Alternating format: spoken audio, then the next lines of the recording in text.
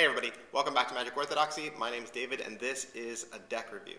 Today we're going to look at the No.7 premium brand deck of cards that was made by Platinum Plus Playing Cards. Now, Platinum Plus Playing Cards, they're a company out in China, and so this is a Chinese manufactured deck. And so sometimes when we get these other decks that are made by other companies, there's speculation about how good the quality might be or how well they might handle, and so that's kind of what I'm setting out to do today with this. The front of the box just says No.7 Premium Brand Platinum Plus Playing Cards, and then there's like a bar of gold, or at least that's what I think it could be. The sides are very ornate. They have a look kind of like Hoyle. The box kind of looks like a Hoyle deck. It kind of also looks like a casino brand deck, but it's not. The back has a very ornate pattern that is the back plate of the back of the cards, which I will show you right here. And so it's red, scroll work, you have that same bar of gold, I guess, that's kind of mirrored in the center there.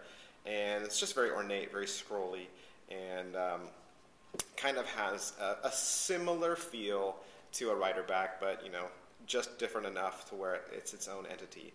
This deck does come in red and blue. I haven't seen it in other colors, and where I've seen this deck for purchase is like grocery stores and stores like Target and Walmart and whatnot. So that's kind of where I've seen this around if you're looking for it. I haven't really seen it available on the internet. That's the back design. With this, you're also going to get two jokers. You're going to get a black and white joker and a colored joker, and it's kind of like the court jester image of that guy standing straight up, and his hand is over his heart like he's pledging allegiance. I don't know what all that is about. The ace is very pretty. It's also kind of very country. It has a very like rodeo star kind of western feel to it. I don't know why I say that. But it says Platinum Plus on it. It has a very regal looking center pip. And then the rest of the deck is pretty standard as far as courts and pips. There's nothing really that interesting or exciting about the color scheme or the pip placement or anything like that. It's a pretty standard deck as far as colors go. There's still some more quartz there. Let me find some regular cards. There you go. See, regular, pretty standard deck of cards. So what you'd ask then is, okay, well, how do they handle? I mean, it is a deck from outside the States. It's very thin. When I do hold this deck, I can certainly feel that there's a finish on it. So these cards are not just flat cardboard like you'd expect a cheap deck to be. There is some finish on it. Now, when it's from another country, you know, you have no idea what the stock and finish is. So the stock of the paper feels very thin.